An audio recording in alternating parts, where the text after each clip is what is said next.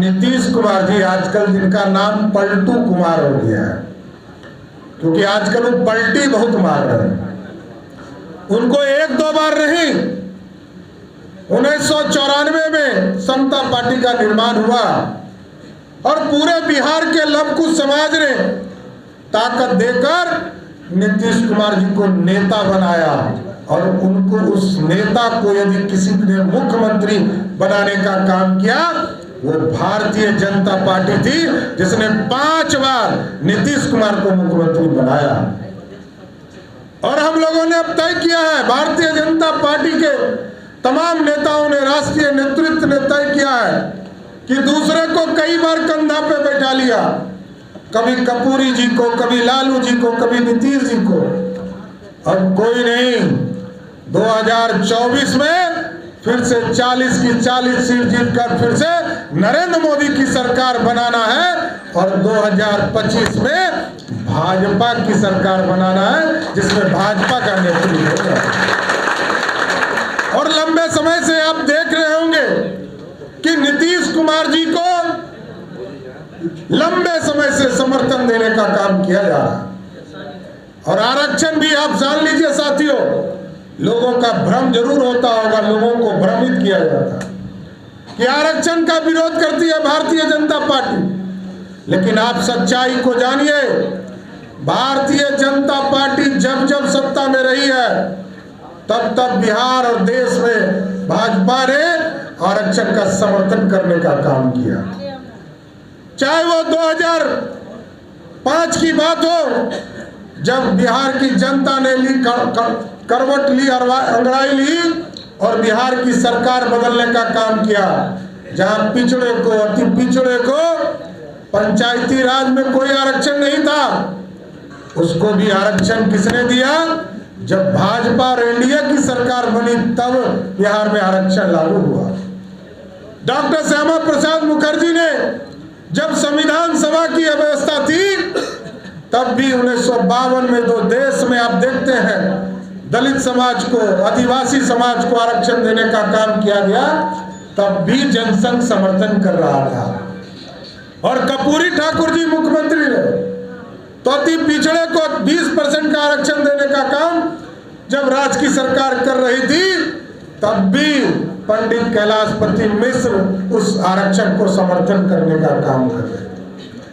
मंडल commission इस देश में लागू हुआ साथियों, कांग्रेस पार्टी पानी पी पी कर गाली दे रही थी, राजीव गांधी जी, स्वर्गीय राजीव गांधी जी गाली दे रहे थे, लेकिन सरदे अटल बिहारी वाजपेयी जी, आदरणीय अडवाणी जी 82 सांसदों के साथ बीपी सिंह के पीठ पर खड़ा होकर मंडल कमीशन को लागू करवाने का काम किया गया। और आज भी साथियों बिहार में जातीय सर्वेक्षण का रिपोर्ट कल आने वाला है और हम लोगों ने डिमांड किया कि इसको डिबेट कराओ, इस पर वार्ता कराओ।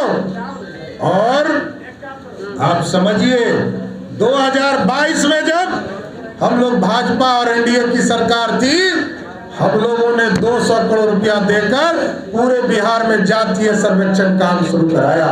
लेकिन नीतीश कुमार जी तुष्टीकरण में लग गए और तुष्टीकरण के चक्कर में उन्होंने जातीय आंकड़े में घोटाला करने का प्रयास किया साथियों। और स्वाभाविक है कि आज देखिए जो पूरे बिहार में आबादी है उसके किस तरह गलत गणना करने का काम उन्होंने किया। हमारे पास आए थे पिंटू कुशवाहा जी, राहुल जी और धनील जी, ये लोगों ने कहा कि हम वहां से सिवान से चलकर पैदल यात्रा करते हुए गिनती गिनकर अपने जिले की गिनती गिनकर पटना पहुंचे। मैं स्वागत करता हूं ऐसे नौजवानों का कि जो बिहार में जो जातीय सर्वे करने का काम किया गया, एक एक जाति के लोगों को अपनी जात को गिनने का अधिकार है।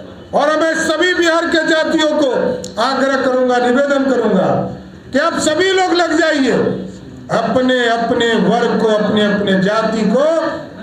जब सरकार ने गिनती गिना, कल हम लोग इसके पूरे मैकेनिज्म को देखेंगे कि सरकार ने क्या किया है। कल इसके पूरे विस्तार पर हम और विजय सिन्हा जी इसका विस्तार से प्रेस कॉन्फ्रेंस के माध्यम से सूचना भी पूरे बिहार को देंगे। लेकिन हम साथियों जरूर आग्रह करेंगे कि आप तो सम्राट अशोक के वंशज हो, जिसने इस पूरे अखंड भारत का सपना देखा था। और अखंड भारत का सपना जो पंडित चाणक्य ने देखा, उस सपने को साकार आज कोई कर रहा है साथियों। आज से 75 वर्ष पहले सरदार पटेल ने देखा, डॉक्टर श्यामा प्रसाद मुखर्जी ने देखा। आज यदि सम्राट अशोक के सपने को कोई साकार कर रहा है तो उसका नाम है नरेंद्र मोदी, जिसने पूरे देश में व्यवस्था खड़ा किया।